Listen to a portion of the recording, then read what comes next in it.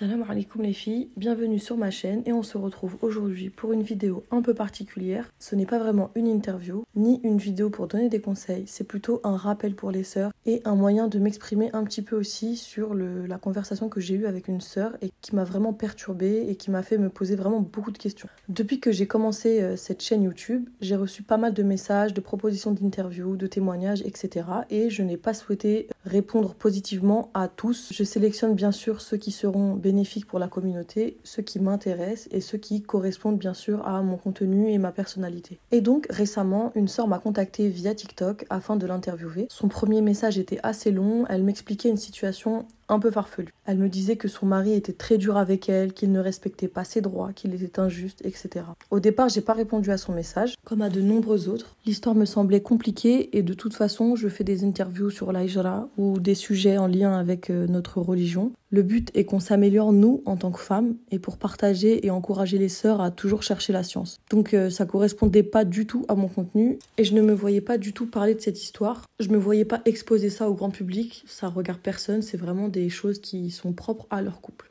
J'ai donc laissé son message sans réponse. Quelques semaines après, elle m'en a envoyé un nouveau en me disant « Maintenant, mon mari veut prendre une deuxième épouse. Est-ce que tu pourrais me conseiller et m'interviewer pour que des sœurs dans la même situation me contactent et me conseillent ?» Message auquel je n'ai pas non plus répondu, car je ne suis pas bien placée pour la conseiller et j'ai surtout décidé de ne pas consacrer mon contenu seulement à la polygamie. C'est un sujet très sensible et qui fait beaucoup réagir, mais je suis épuisée de répondre aux commentaires insultant cette pratique qu'Allah a autorisée et c'est surtout très délicat à traiter comme sujet et c'est surtout très délicat d'en parler. Donc, comme je souhaite faire une pause sur ce sujet, je n'ai pas répondu à son message.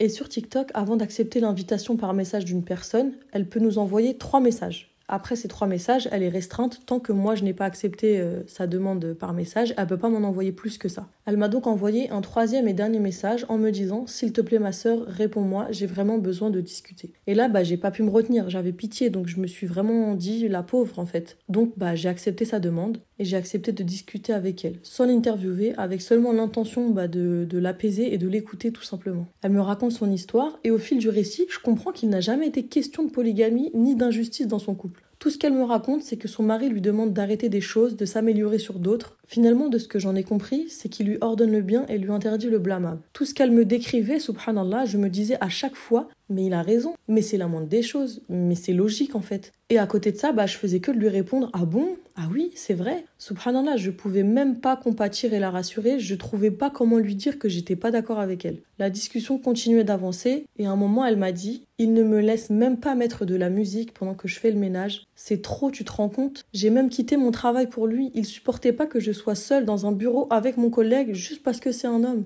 Et elle continuait de le dénigrer, le rabaisser, me racontant des choses, subhanallah, des méchancetés sans aucun rapport avec son désaccord avec lui. C'était vraiment de la médisance pure et dure. Elle a osé ajouter « J'ai demandé à Allah un homme pieux et Allah m'a donné une épreuve, mais alhamdoulilah. » Et là, subhanallah, j'ai pas réussi à me retenir. C'était trop en fait. Je lui ai envoyé un pavé qui disait qu'elle était ingrate. Et je tiens à préciser d'ailleurs, à ce stade de la vidéo, je connais pas son mari, je sais pas s'il est pieux, s'il est juste, s'il est bon, s'il est mauvais. Je me suis basée vraiment seulement sur ses dires à elle. Et j'étais tellement choquée de cette conversation. Du coup, si j'ai décidé de raconter cette histoire aujourd'hui, ici sur ma chaîne, c'est parce que je pense qu'il y a une morale à retenir et un rappel à faire, aux sœurs surtout, qui cherchent un mari, qui ne cessent d'invoquer Allah, d'avoir un mari pieux, qui laisse sa barbe, qui prie à l'heure, qui prie à la mosquée chaque prière, qui lui apporte la science, etc. En fait, souvent on idéalise les choses, on s'imagine des choses, on se projette, sans avoir vécu des réalités. Au lieu de demander un mari pieux à Allah, demandez-lui de vous accorder un mari qui vous aidera à vous améliorer, qui vous aidera à œuvrer vers Allah. Demandez à Allah d'être pieuse, et ensuite, seulement après ça, vous pourrez demander à Allah d'avoir un mari pieux. Parce que c'est bien beau en fait, un mari pieux, il espérera toujours une femme pieuse. Ça va dans les deux sens. Vous savez que votre mari payera pour vos péchés, il payera pour vos manquements. S'il vous demande de ne plus écouter de musique, de vous couvrir correctement, de ne pas vous maquiller, de ne pas travailler dans la mixité, et j'en passe. Il est dans son haqq, vous devez de lui accorder. Ce n'est que le bien qu'il demande pour vous. Par la même occasion, c'est le bien qu'il espère pour lui-même. Il sera responsable devant Allah des péchés qu'il vous a laissé commettre en son âme et conscience. Subhanallah, la sœur se plaint du comportement de son mari auprès d'une autre sœur en dévoilant des secrets de vie privée à une inconnue. Elle médit sur son mari et elle espérait que je l'interviewe, que je contribue à cela. que je propage, subhanallah, ces informations, qu'Allah nous réforme. Il faut rester cohérent et logique. C'est intéressant de partager des expériences, des témoignages, tant que ça apporte des informations à la communauté. En tout cas, ce que j'avais besoin de vous dire ensuite, après tout ça, c'est vraiment si vous avez des témoignages à apporter, qui pourraient être bénéfiques à la communauté, qui pourraient apporter du bien à vos frères, à vos sœurs, qui pourraient soulager quelqu'un d'une situation, qui pourraient l'aider à se sentir mieux, c'est avec plaisir.